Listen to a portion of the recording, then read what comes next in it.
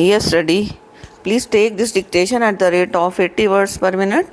This is a revision passage of Sir Kailash Chandra's transcription number 370. Yes. Start. Mr. Deputy Speaker, Sir, agriculture is the backbone of this country's economy. Staggering agriculture shatters country's economy, and a strong agricultural sector strengthens the country and its economy. In this respect, not only the present one, but even the earlier Ministry of Agriculture has made a remarkable contribution towards strengthening the agricultural sector.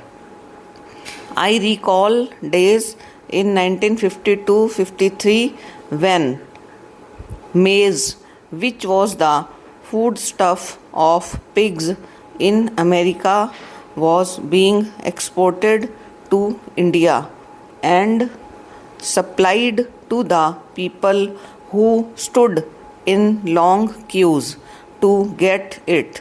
I have seen this with my own eyes. Today we see both the food and agriculture ministers being taken to task, even if a little substandard wheat is sold through fair price shops.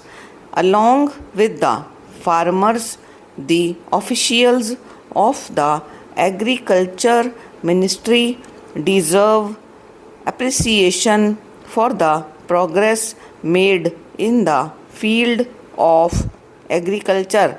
I also congratulate them for the good Rabi crop. As regards the provision of facilities made for the development of agriculture, it leaves no scope for criticism. All these things are ample proof of support of the opposition. By not moving a cut motion, the opposition has also expressed their agreement in this respect. But suggestions should definitely be given, because howsoever wisely we have planned our resources, it is never foolproof. Whatever arrangements you have made are most praiseworthy. Still, there is need to think in terms of future also. For instance, there has been a marked increase in the country's agricultural yield, so much so that today India is an exporter of food grains. But we must think of ways to increase our per acre yield. The question before us is whether we can increase our per acre yield in proportion to the increase in population. I would like to mention that the Honorable Agriculture Minister has performed the role of an able administrator and a chief minister. Today, the country's public looks to him with high hopes. May I know from the Honorable Minister if we are in a position to increase our per acre food grain production? Can we reach the level of Japan, where agricultural production has gone as high as 90% to 95%? Can we plan a manifold increase in the production of wheat, considering the rate at which our population is increasing, the present yield will be insufficient to feed the masses of this country. Where I would like to draw the attention of the Honorable Minister towards what is necessary for agriculture in this country.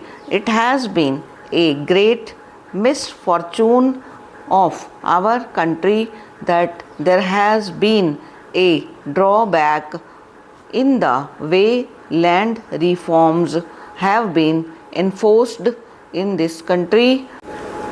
In our country, the size of land holdings has become very small.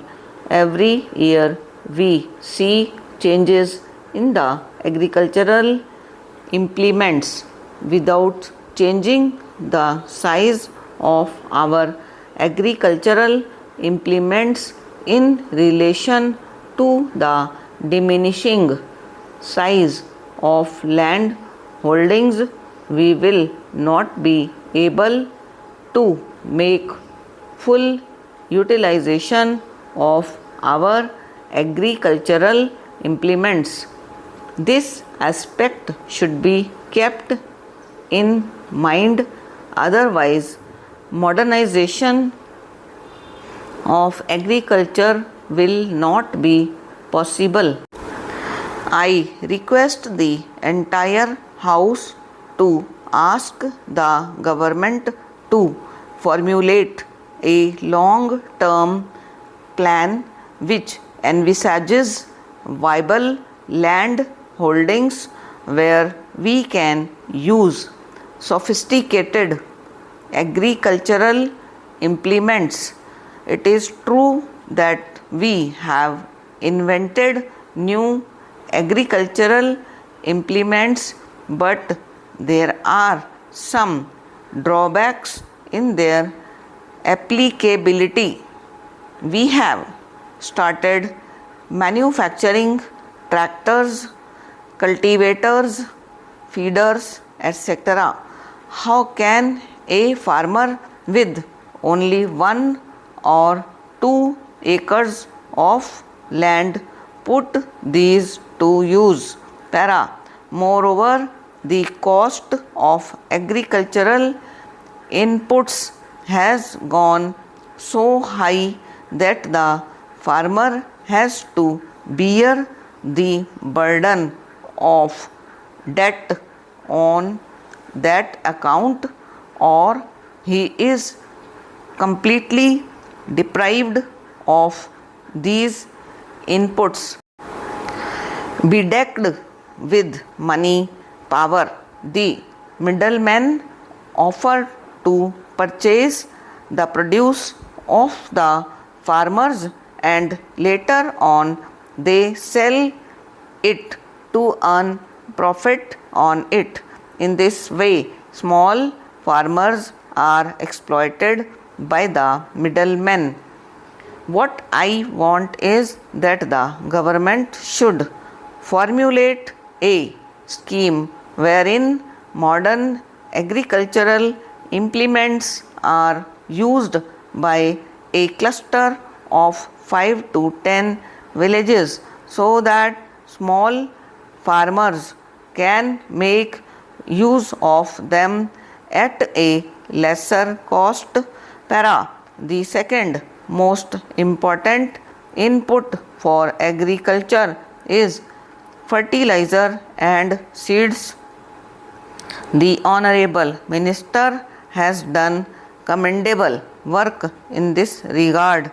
Crores of rupees are being given to the farmers in the form of subsidy on fertilizers. But I have got first-hand experience at the village level that its full benefits do not reach the farmers. In villages, we are told that benefits are being enjoyed by middlemen instead of the farmers. This system should be changed and there should be a reduction in the prices of fertilizers in order to give the real benefit to the farmers. Our country also imports fertilizers. According to my information, there is scope to increase the production of fertilizer in the country. Stop and over.